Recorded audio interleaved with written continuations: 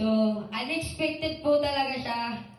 Sobrang hindi ko po inaasahan. Una-una magpapasalamat po ako sa Ama. Nagdasal lang din po ako ng pasalamat namin. Sabi ko, kung ibibigay, deserve na deserve to.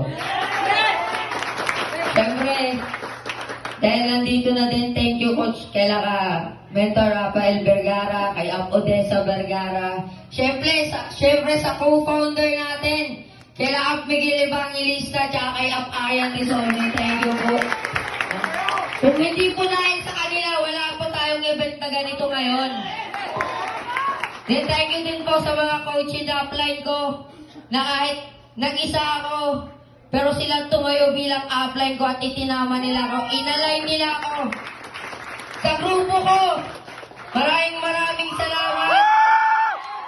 Hindi to para lang sa akin, kundi para to sa inyong lahat. Sobrang sinabi ko, up lahat ng nakuha mo in 1 year. O in 2 years, 3 years mo. Lahat up gagawin ko in 1 year ko lang. Sinipagan ko lang yung sinipagan. Kung sa labas wala akong value, dito ko lang nakita sa empowered consumerism. Ngayong maliit na to, pwede para magkaroon ng value.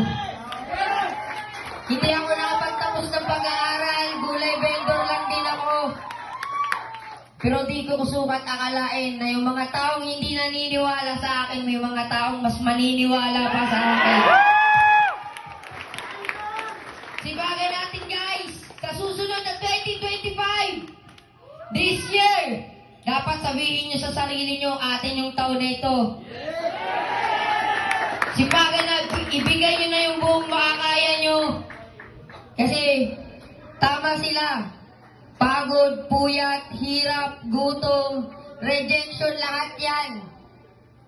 Almusal, umagahan na namin, almusal, hapunan na namin yan. Pero sabi nga, ano naman kung magkaibag ka, ano naman kung pagod ka, ano naman kung puyat ka, sakripisyo mo sa magulang mo, sa pamilya mo, lahat ng nagre-reject sa'yo, kung sa dulo naman ay sulit na sulit yan.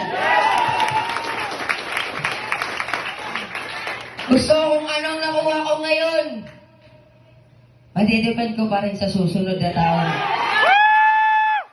Gusto ko guys kayong mamunin. Kung nakaya ko, makakaya ko. So yun lang, hindi to para ipagmalaki sa inyo, kundi magsilbi sana ng inspirasyon para sa inyo. Thank you. Congratulations muli, Sir Joshua. Nakaka-proud naman, no?